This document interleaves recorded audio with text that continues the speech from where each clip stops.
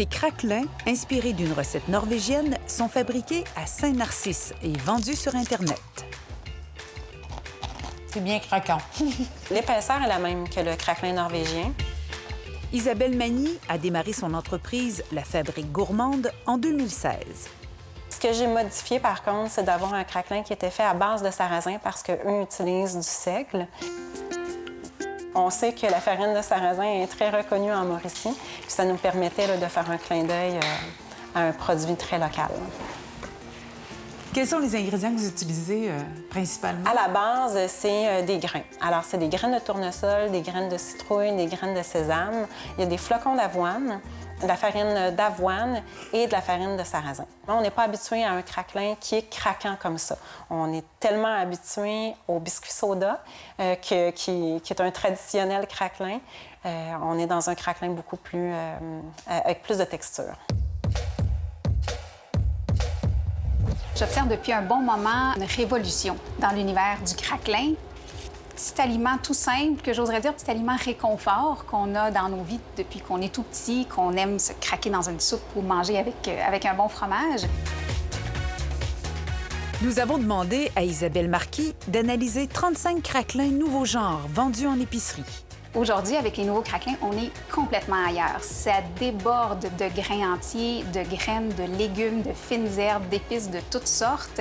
Le type et la variété de grains entiers et de graines qui sont utilisées dans les craquelins aujourd'hui sont vraiment intéressants.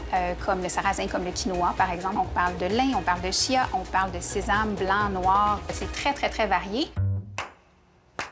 Marc-André Lavergne est chef à l'hôtel Mortagne. Là, on vous a apporté des représentants, des dignes représentants de la nouvelle catégorie en vogue, c'est-à-dire les graines. Merci. Tout de suite, on les sent, justement, le mélange de graines. On vient tout de suite nous chercher en bouche. Le craquelin est super intéressant. Ça pourrait être une belle assise pour aller, justement, accompagner par un petit canapé ou quelque chose. Ça pourrait être quelque chose qui pourrait nous donner, justement, une saveur, là, un petit kick de plus. Plus des 2/3 de notre échantillon sont sans gluten. Il y a une corrélation directe entre la croissance de l'offre sans gluten et la croissance de l'offre de craquelin fait essentiellement de grains entiers ou de graines. Vous metteriez quoi là-dessus? Je pense qu'on pourrait le travailler de ce côté neutre-là. On pourrait travailler justement avec quelque chose de plus asiatique. Peut-être comme entrée, que ce soit un tartare avec des saveurs plus asiatiques. Ce côté riz-là qui est présent, ce côté salé-là pourrait devenir justement intéressant. Si les grains bonifient les craquelins, il faut toutefois se méfier de certaines allégations marketing sur les boîtes.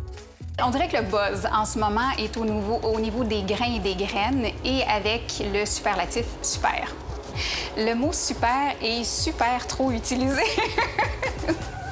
Et c'est pas 3-4 grains sur votre craquelin qui va vous donner un meilleur teint, une meilleure peau ou une santé générale améliorée. À l'épicerie, certains craquelins sont carrément offerts aux côtés des croustilles. Le craquelin devient un nouveau concurrent à la croustille. Beaucoup sont aromatisés avec des aliments qu'on utilisait peut-être moins auparavant dans les craquelins. On a kale, on a patates douces, il y a tomates, il y en a qui sont aux betteraves. C'est sûr qu'on parle d'une nouvelle génération, vraiment, j'ai l'impression. Ici ou là, on a beaucoup d'identité, beaucoup de saveurs. J'irais moins dans le fromage pour ça. J'irais quelque chose de beaucoup plus frais. On pourrait aller dans le saumon aussi avec oui, tout à fait. le sarrasin avec on peut même l'accompagner de petits légumes frais, d'une petite salade fraîche ou d'un yogourt ou à la limite d'un tzatziki ou quelque chose du genre. Le type de légumes qui est utilisé, c'est diversifié et raffiné énormément. Les craquelins aux légumes, ça existe depuis longtemps. C'est des légumes déshydratés qui sont utilisés. D'ailleurs, je ne sais pas parce que c'est un craquelin aux légumes que c'est une portion de légumes. Autre nouveauté sur le marché, les craquelins crus. Ils ont été déshydratés à basse température. C'est ça le principe, en fait, d'un aliment cru, c'est qu'il n'ait pas été chauffé à plus de 40 degrés Celsius ou 104 degrés Fahrenheit.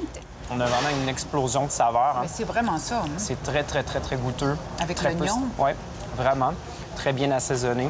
On irait quelque chose de plus neutre comme accompagnement, vu que le craquelin est très, très présent. Puis qu'on risque peut-être de même se tromper, vu qu'il y a beaucoup de saveurs. On pourrait justement faire un mauvais mélange parce qu'il est très, très goûteux. Il faut y aller avec quelque chose qu'on peut venir justement soit badigeonner ou soit tremper. par la Même suite. juste pour accompagner ce qu'on faisait soit avec un craquelin, un potage. Un potage, tout à fait, ça serait une super bonne idée. Le fait qu'il soit cru, qu'il n'ait pas été chauffé à haute température, ça nous permet de conserver une plus grande concentration de plusieurs vitamines et minéraux qui sont sensibles à la chaleur ou sensibles à l'eau, si ça avait été une cuisson utilisant de l'eau. Cela dit, il y a certains nutriments qui bénéficient de la cuisson et qui sont plus faciles à digérer, comme par exemple les fibres lorsque le produit a été cuit. La nutritionniste a catégorisé les craquelins en 2 groupes, ceux de plus et ceux de moins de 5 $ l'emballage. Les flux salés de tous nos échantillons se retrouvent dans le groupe des produits à moins de 5 $. C'est le cas notamment des 3 produits de la marque Glutino, donc qui sont sans gluten, et les fameux Dare Bon Grain. C'est dans ce groupe-là qu'on retrouve les produits qui ont la plus grande quantité d'additifs. Et c'est le cas, malheureusement, de 2 marques très connues, notamment les biscuits bretons et les fins au blé. Voici les meilleurs choix d'Isabelle pour les craquelins de moins de 5 $. La bonne nouvelle, c'est qu'il y a quand même plusieurs bons choix dans l'ensemble de ce qui nous est offert aujourd'hui. Du côté de notre groupe à moins de 5 $, il y a 3 fabricants ou 3 marques qui ont retenu mon attention en particulier, notamment Blue Diamond, qui est une entreprise américaine déjà bien connue pour ses amandes. Autre choix, Triscuit. À l'époque, les produits Triscuit étaient assez gras, assez salés. On retrouve aujourd'hui une partie de leur gamme qui est plus que raisonnable, en fait, je dirais même très intéressante. J'ai bien aimé aussi nos petits produits d'Écosse de marque Nerms. J'ai hésité à le mettre dans mon top 3 à cause de la présence d'huile de palme dans ces produits-là. Par contre, ce sont des produits biologiques et pour le reste de leur composition, c'est vraiment impeccable.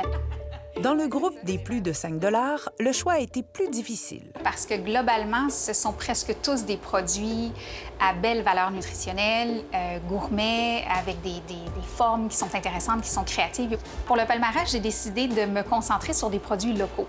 Donc, les 5 entreprises que j'ai retenues sont tous des entreprises canadiennes ou québécoises, à savoir Biosphère, Énergive, Oh My Yummies, Raw Vitality et Tutti Gourmet.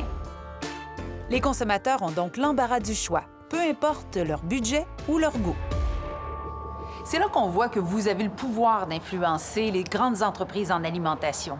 En leur préférant des produits artisanaux, locaux, plus santé, avec des courtes listes d'ingrédients, l'industrie n'a d'autre choix que de s'adapter s'ils veulent continuer à vous séduire.